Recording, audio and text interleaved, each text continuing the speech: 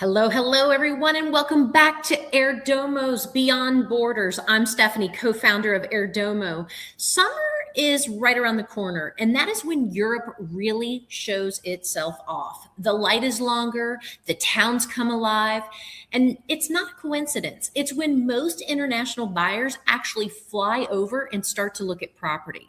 So we wanted to do an episode that's genuinely useful for that window of opportunity. And so today we're going to walk through what we think are the 5 strongest European markets to be looking at this summer. And those are Portugal, Italy, Greece, Spain, and Croatia. Each one is in a different place in its cycle.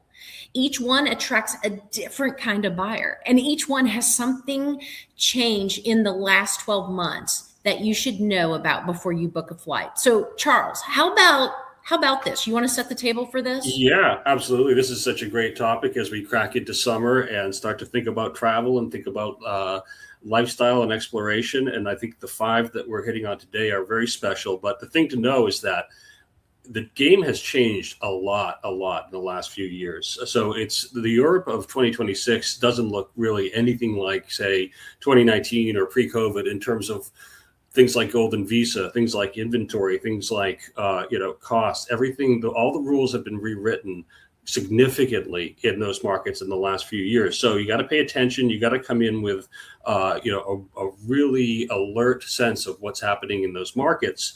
And when we talk about those as a top 5, keep in mind, we're not just talking about them as being the most picturesque or the most exciting or the best tourist destinations. We're really looking at this through a financial lens and an investment lens as well. So that's an exciting way to kind of kick it off, I think. So, Stephanie, before we go in market by market, what should American and Canadian buyers looking at Europe with an eye towards investment, towards purchase, what should they be thinking about as they start their process? Well, the dollar is still buying meaningful more euro than it did pre-2022, which quietly knocks 10 to 15% off the real price of a European home for US buyers. Okay, that's huge, you guys. European central bank rates have also come down from their peak. So financing for those who want it, it's more workable than it was 18 months ago. Several of the headline residency programs like Portugal, Spain, and Greece, they've also been restructured, and the rules are so far different from country to country now. Short-term rental regulations, they've tightened in some of these major cities, right? So that's shifting smart money. Buyers they're looking at secondary towns and lifestyle first locations. And inventory is finally coming back in places like Italy and Croatia, where it had been extremely thin and it was so hard to find great properties. So this is a moment where being specific about which country, which region, and which town actually matters more than ever. Yeah, absolutely. And I think you mentioned the rental regulations and some of the short-term things. Those are changing minute by minute. So keeping your finger on the pulse of those if that's part of your game plan, that is one that you have to pay special attention to in any of those markets. But let's start with one that has been a big story for international buyers for a while now. It's really become, I think, one of the biggest sort of expat destinations. That's Portugal. What are people seeing in Portugal? What's different in Portugal now than it was, say, 5 years ago? What does everyone need to know as they start looking inside? Well, Portugal, it's on the list, but the conversation has definitely shifted, okay? The big change you've probably heard about is that the golden visa is no longer accepts real estate as a qualifying investment. That was the big pull of why we were all looking at Portugal, right? But that closed in 2023.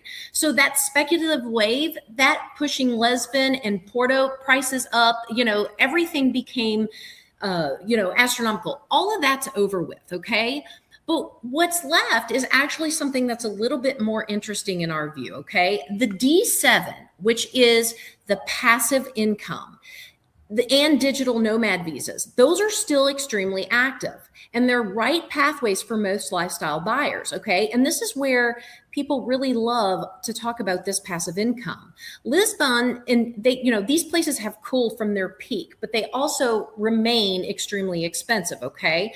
The Silver Coast and the Algarve interior are where the value is. Coastal lifestyle at half of the Lisbon price, okay? So when you start to look at airdomo.com and you look at some of the places we have on the coastal lifestyle, it's half of what the Lisbon price is, okay? And then the Corpora and the Maldives corridor south of Lisbon is the new high-end story, right? It's quiet, it's got low rises, it's design-led.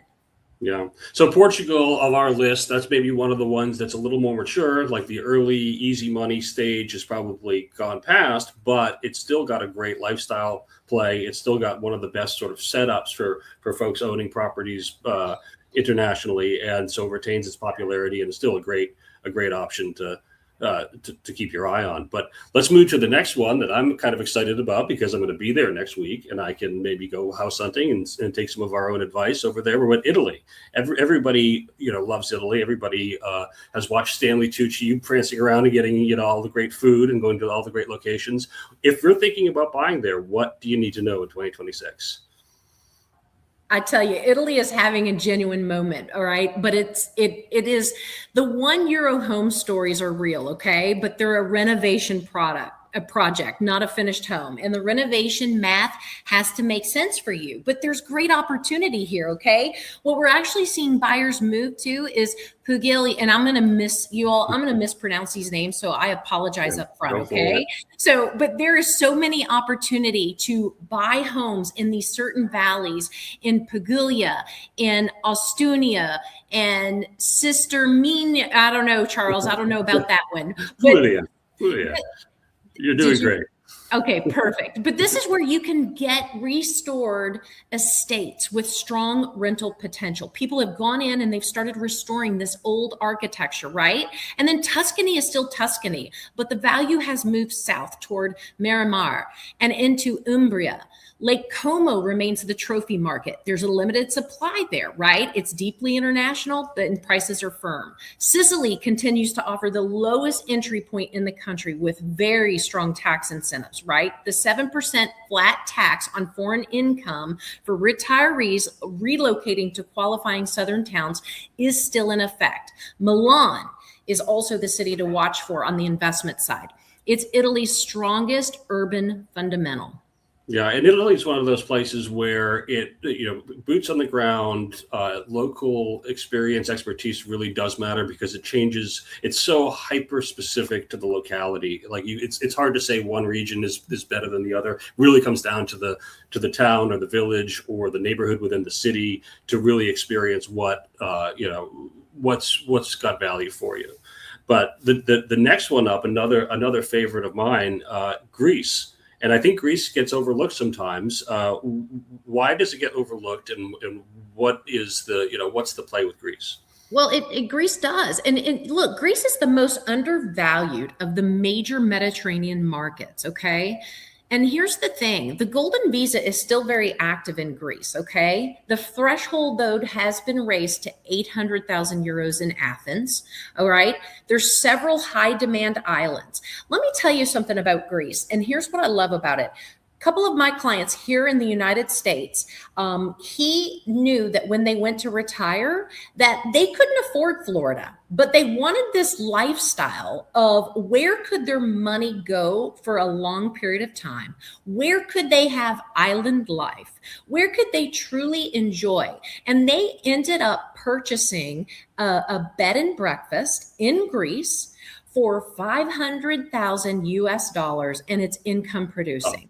And this is something that they're going to enjoy for the rest of their lives, and their money is going to go so far much further. And so this is the type of thing that we're looking at when it comes to Greece, okay? There's so many opportunities there, and Athens has been strongest performing major European capital for residential price growth over the last 3 years, but things are still affordable, right? You don't need to go there and spend 5 million US dollars. It's totally not necessary. Okay. Costa Navarino on the coast has become the country's most credible branded residence story, right? That's where your golf, your wellness, your proper master planned infrastructure is going. So it's going to get a little bit more pricey. But the islands you should know beyond the obvious ones, Paros, Tinos, Sifnos, and on the other sides, these still have prices that you can afford and they are obtainable. And so for those of us that, Florida has just become out of reach, Greece is always an option. Yeah, and it's exciting because Greece is where the lifestyle is fully there. Everything you want in that type of a scenario, whether it's retirement or second home, it's all full value there, but the price hasn't caught up to it. So it's definitely one of the best values to keep an eye on, and that's unusual right now, right? Because everything else goes up and up and up, and Greece has stayed in sort of an affordable zone that makes it a special place to check out. But then let's look now at Spain, which has seen some major changes in the golden visa and what you can do there. So That's right. What's the impact there? What's the draw, and what does the change in the golden visa mean for everybody? Well, so they ended that in April of 25. Okay. But look, the door, it's not closed there. Okay. Here's the thing. Okay. Buyers we work with in Spain, they were never primarily there for the visa. They were there for lifestyle, and they were there to go a couple of months and then utilize the space for, income producing, right?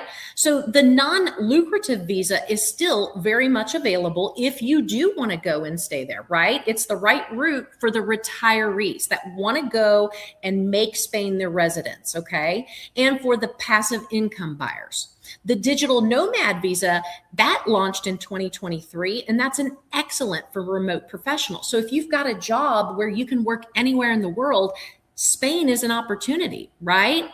And, Mallorca and Ibiza remain the two strongest island markets in the Mediterranean by every fundamental, and that's by supply, demand, and brand, okay? Costa del Sol, particularly Marbella, continues to attract serious capital with new branded residences coming online with major hospitality groups. That has become something that all major branded residence players want to have. And then Madrid is the surprise on the urban side. It's outperforming Barcelona on almost every metric that you look at. And it's much friendlier on a short-term rental regime as well. Yeah, we've seen a lot of news coming out of Barcelona about that, something making Madrid maybe a more attractive option. So Spain, the visa situation changed, but the property, the lifestyle, that didn't change, and in fact, it's probably stronger than ever, and it's a great look for that reason. Last one. I think it's the last one, is a really, really special one. I can't tell you how many people I've had come back to me in the last few years from the Dalmatian coast or from that northern section there, with just complete stars in their eyes and in total love with Croatia. It's the newest one on the radar for some folks, but really it's been the kind of quiet, unsung one for a lot of folks for a while now. What's the buzz around it, and what's the move if you're interested in it? It is definitely the most interesting under the radar story in Europe right now. And, Croatia joined the Eurozone in 2023, and meaning no currency conversion and no border friction. Okay. Foreign buyers from the US, the UK, and most Western countries can now buy property directly without company structure that was previously common. So before, you had to set up a company in order to become a property owner. So that was a little bit difficult, right? Yeah. The Dalmatian coast. The island south of there is the headline destination, and the pricing though is finally moving up, okay, because it is becoming popular. But some of the most beautiful pictures, Charles, out in the magazines of the beach scenes, Croatia is actually those. They might be giving credit to somewhere in the Caribbean, but it's actually Croatia that they're photographing. It's and all the A-listers out there. It's definitely a hotspot for a reason. Yeah, and it's closer to Italy in food and feel. So people love to go there and actually have the culture with prices that are roughly half of Tuscany for comparable Stonehouse properties, okay? And, again, it's affordable, it's increasingly polished, and it's got a strong tech sector. So a lot of remote workers happening there in the tech space.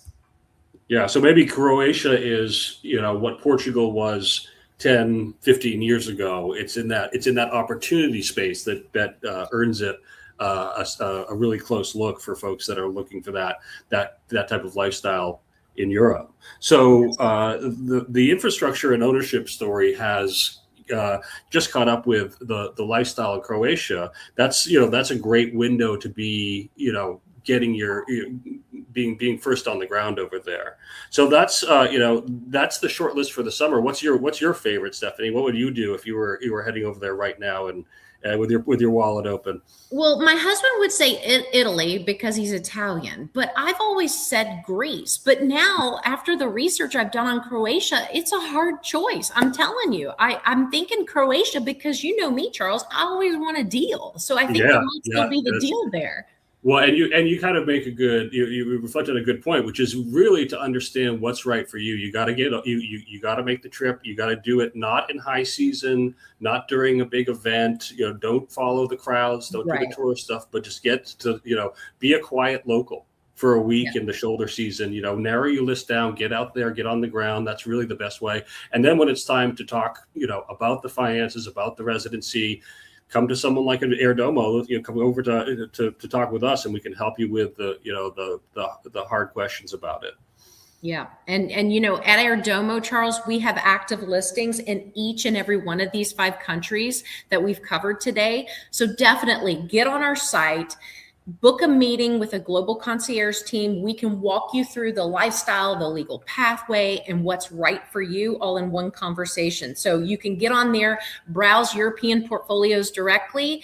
And again, if you need personal guidance, we're here to do that for you. So until next time, thank you very much. We'll see you.